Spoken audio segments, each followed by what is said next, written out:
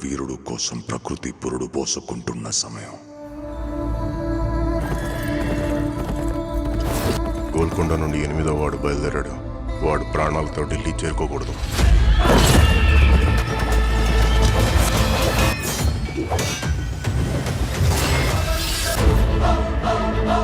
ఇది నేను రాసే చరిత్ర. సింహాసనమా, మరణ శాసనమా? రావాలని చాలా మంది దేవుడికి దండం పెట్టుకుంటా ఉంటారు, కానీ నేను రాకూడదని మీరు చూస్తున్నారు. వినాలి, వీరములు చెప్పింది వినాలి. దాన్ని కొట్టి తీసుకురావడానికి తిరుగులేని రామబాణం కావాలి.